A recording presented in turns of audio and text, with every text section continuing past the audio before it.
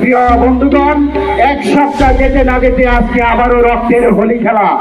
গত বুধবার হারিয়েছে সুমনকে, আজকে হারিয়েছে মেহেরপুর ইউনিয়নের আরেকজন নেতা মাহবুব ভাইকে, যিনি সাবেক চেয়ারম্যান, বর্তমান আওয়ামী লীগের সাধারণ সম্পাদক। হাইরে নিয়তি, হাইরে রাজনীতি, এই দেশের সমাজ ব্যবস্থা কি জবাব দিব?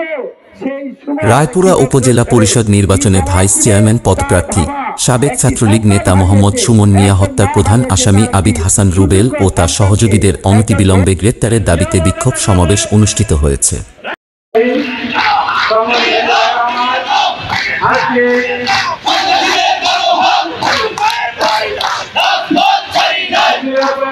বিকালে সেরাজনগর এম এ পাইলট উচ্চ বিদ্যালয় মাঠে এ বিক্ষোভ সমাবেশে উপজেলা আওয়ামী লীগের সহ সভাপতি অ্যাডভোকেট ইউনুস আলী ভুইয়ার সভাপতিত্বে প্রধান অতিথি হিসেবে উপস্থিত ছিলেন সাবেক ডাক ও টেলিযোগাযোগ মন্ত্রী ও সপ্তমবারের সংসদ সদস্য রাজিউদ্দিন আহমেদ রাজু। অনুষ্ঠানে পৌরসভা আওয়ামী লীগ সভাপতি আলহাজ মাহবুব আলম শাহিনের পরিচালনায় অন্যদের মধ্যে উপস্থিত ছিলেন উপজেলা আওয়ামী লীগের যুগ্ম সাধারণ সম্পাদক ও সংসদ সদস্যের পুত্র রাজীব আহমেদ পার্থ, উপজেলা যুবলীগ সভাপতি মিলন মাস্টার, সাধারণ সম্পাদক আলমগীর কবির সরকার, চেয়ারম্যান ফোরামের সভাপতি ও অলিপুরা ইউপি পরিষদ চেয়ারম্যান আলামিন ভুইয়া মাসুদ, সাধারণ সম্পাদক ও শ্রীনগর ইউপি পরিষদ চেয়ারম্যান রিয়াজ মোর্শেদ খান রাসেল, চরসুবুদ্ধি ইউপি পরিষদ চেয়ারম্যান আলহাজ নাসির উদ্দিন, মির্জাপুর ইউপি পরিষদ চেয়ারম্যান মঞ্জুর এলাহি, পলাশতলী ইউপি চেয়ারম্যান জাহাঙ্গীর আলম ভুইয়া, পৌরসভা যুবলীগ সভাপতি মোহাম্মদ আনোয়ার হোসেন, উপজেলা ছাত্রলীগ সভাপতি আসাদুল হক শাকিল, সাধারণ সম্পাদক জাহিদুল ইসলাম তুহিন, পৌরসভা ছাত্রলীগের সভাপতি রাতুল চৌধুরী সহ 24 ইউনিয়নের চেয়ারম্যানবৃন্দ, ছাত্রলীগ, যুবলীগ, আওয়ামী লীগ ও সাধারণ জনগণ এতে অংশ নেয়। আজকে আমরা বঙ্গবন্ধু কন্যার কাছে বিনীত আবেদন জানাতে চাই, আপনাদের সাংবাদিক বন্ধু বান্ধব যারা এখানে উপস্থিত আছেন তাদের মাধ্যমে আমি বঙ্গবন্ধুর কন্যার কাছে বলতে চাই, যেই সুমন ছেলে ছাত্রলীগ দিয়ে, তার ছাত্রলীগ থেকে আমি তাকে চিনি, যখন সে জিএস প্রার্থী ছিল নরসিংদী কলেজে তখন থেকে আমি তাকে চিনি।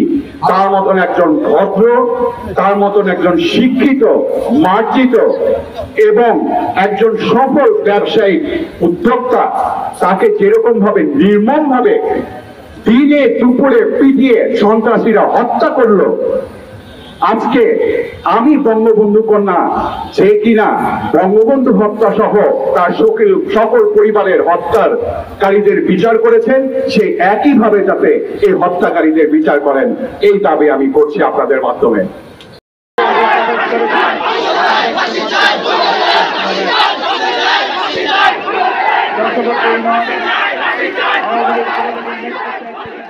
অনুষ্ঠানে প্রধান অতিথির বক্তব্যে সপ্তমবারের সংসদ সদস্য রাজিউদ্দিন আহমেদ রাজু বলেন, যারা সুমনকে হত্যা করেছে এবং যারা এ হত্যাকাণ্ডের মদতদাতা তাদেরকে অতিদ্রুত গ্রেপ্তার করে ফাঁসিতে ঝুলাতে হবে।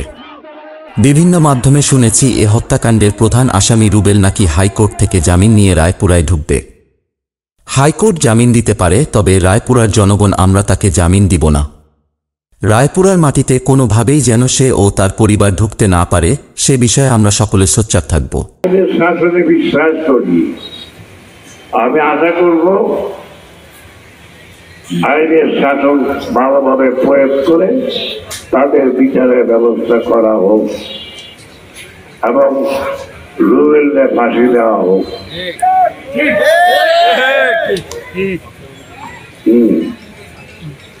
তারপরে দেখেন, সুমনকে হত্যা করার পরে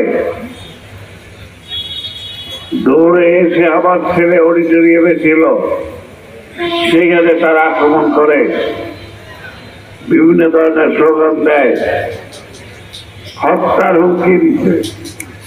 আমি সেটা মেনে নেব না। আমি ভালো, খুবই ভালো। সুমন হত্যার পরে কিন্তু আমি কোনোভাবে আপনাদের উত্তেজিত করি নাই। ভাঙচুর করতে পারতাম, সব কিছু আচরণ করে দিতে পারতাম, কিন্তু যখন প্রধানমন্ত্রী আমাকে বলেছেন রাজু ভাই ধৈর্য ধরুন, আমি বিচার করছি, আমি চুপ করলাম। হাইকোর্ট আজকে জামিন দিতে পারে, রায়পুরার জনগণকে জামিন দেবেন? তারে প্রবেশ করতে দিবেন রায়পুরায়? কোন দিক দিয়ে যেন রায়পুরায় এই ফ্যামিলি, যে ফ্যামিলি নজরপুরের ফ্যামিলি শুনলে সবাই ভয় পায়, দুর্দর্শ সন্ত্রাসীদের নির্মূল করা হবে। রায়পুরা থেকে সাদ্দাম উদ্দিন রাজের পাঠানো তথ্যচিত্রে ডেস্ক রিপোর্ট, মিশন 90। মিশন 90 সংবাদের পিছনে নয়, ভিতরে ছুটি।